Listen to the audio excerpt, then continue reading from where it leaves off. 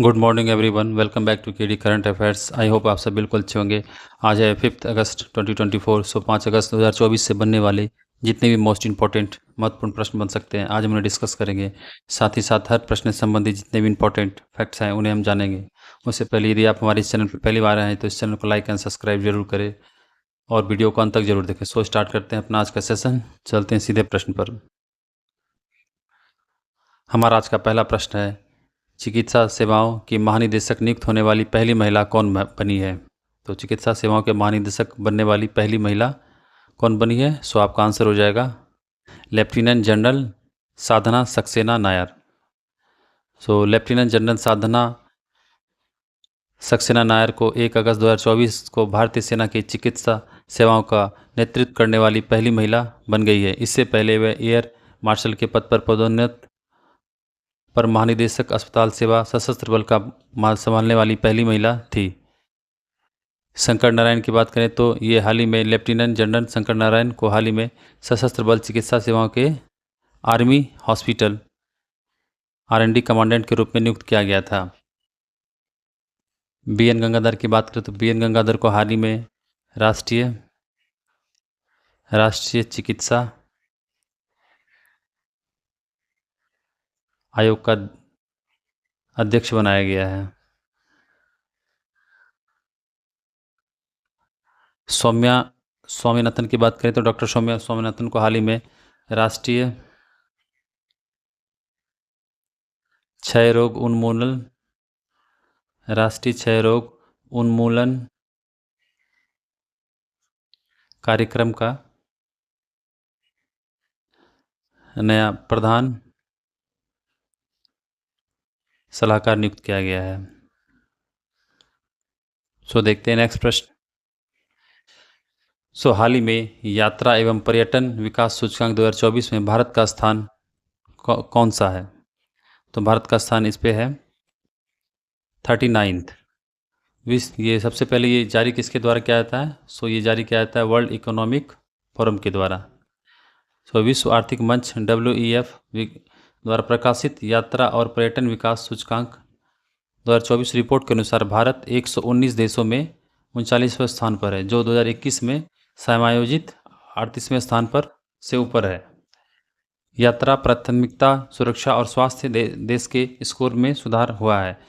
वहीं 2022 में भारत में 14.3 मिलियन अंतर्राष्ट्रीय पर्यटक थे, जो वैश्विक बाजार का 1.47 और एशिया प्रशांत में 15.66% है।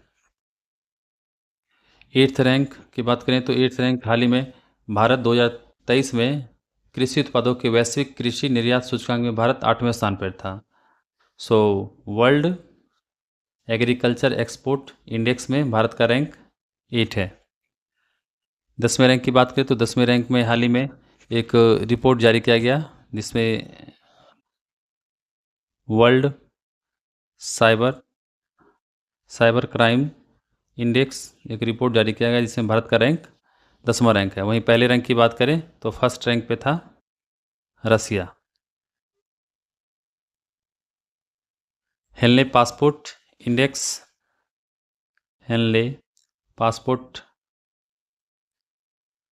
इंडेक्स में भारत का रैंक है 82। वहीं फर्स्ट रैंक पे है सिंगापुर। देखते हैं नेक्स्ट प्रश्न। हाल ही में किस राज्य विधानसभा ने खनिजों पर उपकर लगाने का विधेयक पारित किया है? आपका आंसर हो जाएगा झारखंड विधानसभा ने राज्य के राजस्व को बढ़ाने के उद्देश्य से खनन किए गए खनिजों पर उपकर लगाने के लिए झारखंड खनिज प्रभाव भूमि उपकर विधेयक 2024 को मंजूरी दे दी है। तो झारखंड खनिज प्रभाव भूमि उपकर विधेयक 2024 पास किया गया झारखंड के द्वारा। यह उच्चतम न्यायालय के उस निर्णय के बाद आया है जिसमें राज्यों को खनिज अधिकारों पर कर लगाने की विधायी शक्ति की छूट देती है। इसके अलावा और न्यूज़ में था, ये झारखंड न्यूज़ ये था कि राष्ट्रीय बाल अधिकार संरक्षण आयोग जो NCPCR है, उन्होंने हाल ही में 5 जुलाई 2024 को झारखंड के कोडरमा में झारखंड के अभ्रक खदानों को बाल श्रम मुक्त घोषित कर दिया था। इसके अलावा झारखंड में देश की पहली कोयला मंत्रालय के द्वारा झारखंड के जामतारा जिले के कास्ता कोयला ब्लॉक में भूमिगत अंडरग्राउंड कोल गैसिफिकेशन के लिए भारत की पहली पायलट प्रोजेक्ट परियोजना की शुरुआत की गई। कर्नाटक के में भारत का सबसे बड़ा तेंदुआ सफारी पार्क खोला गया है। केरल की बात करें तो केरल के विधानसभा के द्वारा हाल ही में एक पारित किया गया कि केरल का नाम बदल के केरलम किया जाए। राजस्थान ने हाल ही में एक नया कानून लाया है जिसके तहत भारत का पहला राज्य बन जाएगा जो 10 वर्षों के लिए सड़क सुरक्षा कार्य योजना लाने वाला देश का पहला राज्य बन जाएगा। सो देखते हैं नेक्स्ट प्रश्न। हाल ही में पेरिस ओलंपिक 2024 में भारत के सबसे युवा ओलंपिक मुक्केबाज रेफरी कौन है? सो आपका आंसर हो जाएगा कबिलन साई अशोक। तो भारत के पूर्व अंतर्राष्ट्रीय मुक्केबाज जिसका नाम है कबिलन साई अशोक पेरिस ओलंपिक में रेफरी करने वाले देश के सबसे युवा मुक्केबाज रेफरी जज नियुक्त किया गया है। 32 वर्षीय वह खिलाड़ी 1904 ईस्वी के बाद से ओलंपिक में अंपायरिंग करने वाले चौथे भारतीय हैं तथा विश्व चैंपियनशिप प्रतियोगिता में खिलाड़ी और अधिकारी के रूप में देश का प्रतिनिधित्व करने वाले पहले खिलाड़ी बन गए हैं। जिया राय जो हाल ही में न्यूज़ में रहा, इन्होंने जो मुंबई की रहने वाली 16 वर्षीय की जिया राय है, इन्होंने इंग्लिश चैनल को पार करने वाली सबसे युवा और सबसे तेज पैरा स्विमर बन गई है। अतीका मीर की बात करें तो अतीका मीर जो फर्स्ट वुमेन है बन गई है, फीमेल वुमेन बन गई है, जो इन्होंने हाल ही में एक ट्रॉफी जीती है जिसका नाम है मैक्स चैलेंजर इंटरनेशनल ट्रॉफी। तो अतिका मीर एक रेसर है। बिल्किस मीर की बात करें तो बिल्किस मीर जो फर्स्ट इंडियन वुमेन है जो जिसे हाल ही में पेरिस ओलंपिक की जूरी मेंबर बनने वाली पहली महिला है। सो देखते हैं नेक्स्ट प्रश्न। हाल ही में खबरों में रही रक्षा परीक्षण अवसंरचना योजना DTIS किस मंत्रालय द्वारा शुरू की गई है? सो आपका आंसर हो जाएगा रक्षा मंत्रालय द्वारा। ये न्यूज़ में इसलिए रहा, रक्षा मंत्रालय ने उत्तर प्रदेश में रक्षा परीक्षण अवसंरचना योजना DTIS के तहत 3 उन्नत परीक्षण सुविधाएं स्थापित करने के लिए उत्तर प्रदेश रक्षा औद्योगिक गलियारे के साथ एक समझौता ज्ञापन पर हस्ताक्षर किए हैं। DTIS को मई 2020 में रक्षा मंत्रालय के द्वारा 400 करोड़ रुपए के बजट के साथ लॉन्च किया गया था। DTIS का उद्देश्य स्वदेशी रक्षा उत्पादों को बढ़ावा देना है, उत्पादन को। पर्यावरण मंत्रालय की बात करें तो इन्होंने हाल ही में केंद्रीय पर्यावरण मंत्रालय जो भूपेंद्र यादव हैं, पर्यावरण के अनुकूल जीवन शैली को बढ़ावा देने के लिए एक पहल लॉन्च किया गया था जिसका नाम था आइडियाज़ फॉर लाइफ। ये कहाँ किया गया था? IIT दिल्ली में। वहीं इस्पात मंत्रालय की बात करें तो इस्पात मंत्रालय ने हाल ही में स्टील आयात निगरानी प्रणाली SIMS 2.0 पोर्टल लॉन्च किया था।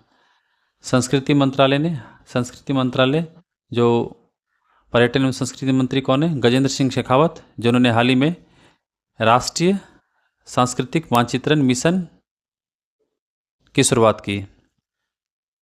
इसके अलावा गुजरात में हाल ही में नेशनल मैरीटाइम हेरिटेज कॉम्प्लेक्स का उद्घाटन किया गया गुजरात में। सो देखते हैं नेक्स्ट प्रश्न। हाल ही में राज्यपालों का 52वां सम्मेलन कहाँ आयोजित किया गया? सो आपका आंसर हो जाएगा नई दिल्ली। 2 अगस्त को ये आयोजन किया गया था। 2024 में राष्ट्रपति द्रौपदी मुर्मू ने राष्ट्रपति भवन के राज्यपालों के 52वें राष्ट्रीय सम्मेलन की अध्यक्षता की। यह उनका पहला अवसर था जब उन्होंने इस कार्यक्रम का नेतृत्व किया। इस सम्मेलन में उपराष्ट्रपति जगदीप धनखड़, प्रधानमंत्री नरेंद्र मोदी और गृह मंत्री अमित शाह जैसे प्रमुख नेता शामिल थे।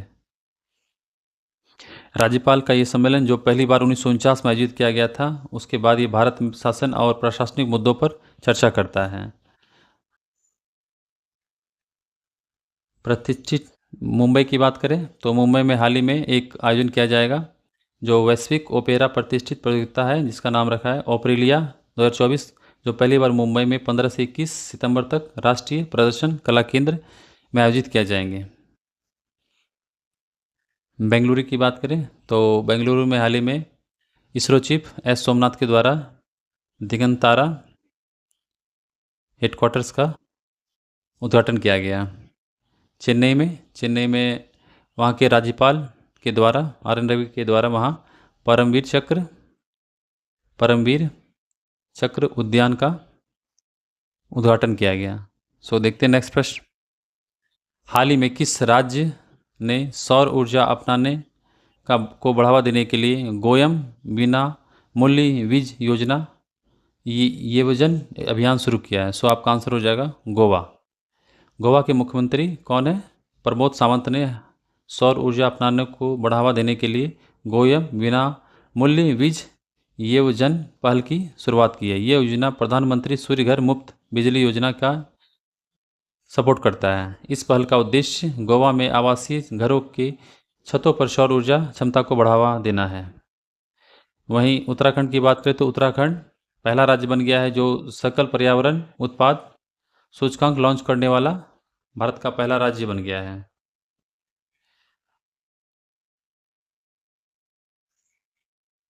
गुजरात की बात करें तो गुजरात सरकार ने हाल ही में आर्थिक रूप से कमजोर और स्थिर मजदूरों पर निर्माण श्रमिकों को स्थायी आवासीय सुविधा प्रदान करने के लिए श्रमिक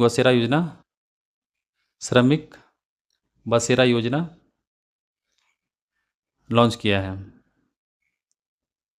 तेलंगाना की बात करें तो तेलंगाना ने हाल ही में एक योजना लागू किया है जिसका नाम है राजीव गांधी नागरिक अभय हस्तम योजना। राजीव गांधी नागरिक अभय हस्तम योजना। सो देखते हैं नेक्स्ट प्रश्न। हाल ही में किस संस्थान को संयुक्त राष्ट्र आर्थिक और सामाजिक परिषद यूएन से विशिष्ट सेवा परामर्शदात्री दर्जा प्राप्त हुआ है? सो आपका आंसर हो जाएगा KIIT Delhi university. So KIIT deemed to be university KIIT Delhi university को सतत विकास लक्ष्यों SDG के प्रति अपनी प्रतिबद्धता के लिए संयुक्त राष्ट्र आर्थिक सामाजिक परिषद से विशेष मान्यता मिली है। KIIT अपने सहयोगी संस्थान किस के साथ UN इकोसोक के साथ विशेष परामर्शदात्री दर्जा प्राप्त करने में शामिल हो गया है। वहीं PGMIER चंडीगढ़ की बात करें तो इन्होंने हाल ही में अपने इतिहास और चिकित्सा विज्ञान के योगदान करने के लिए भारत के पहले चिकित्सा संस्थान संग्रहालय का स्थापना करने की घोषणा किया है। निम्हांस क्या है? The national institute of mental health and neuroscience को हाल ही में WHO के द्वारा नेल्सन मंडेला अवार्ड से सम्मानित किया गया है। अवार्ड 2024 से किस लिए किया गया है? हेल्थ प्रमोशन के लिए, हेल्थ को प्रमोट करने के लिए निम्हांस को 2024 में WHO के द्वारा नेल्सन मंडेला पुरस्कार से सम्मानित किया गया है। सो देखते हैं नेक्स्ट प्रश्न। हाल ही में भारत सरकार ने किस क्षेत्र में स्वचालित मार्ग से 100% प्रत्यक्ष विदेशी निवेश FDI की अनुमति दी है? सो आपका आंसर हो जाएगा विमानन रखरखाव मरम्मत और ओवरहॉल।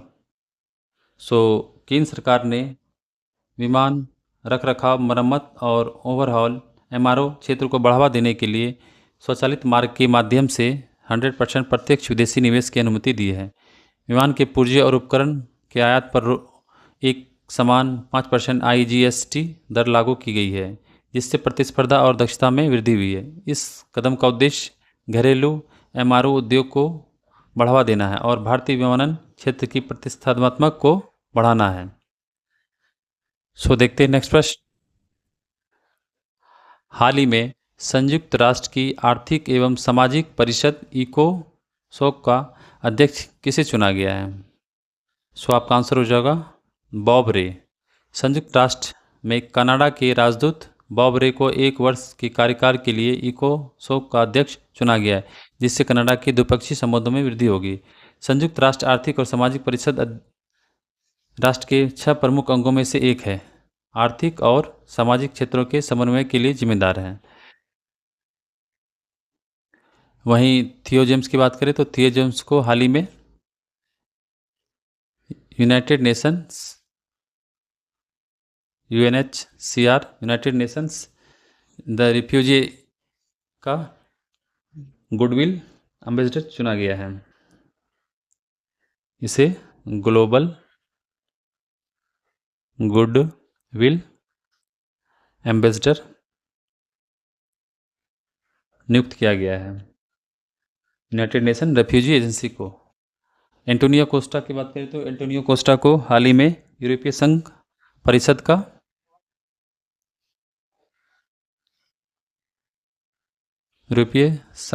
अध्यक्ष यूरोपीय संघ परिषद का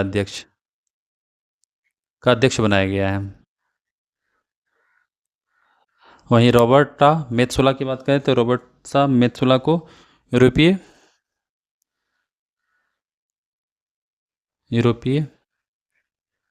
संघ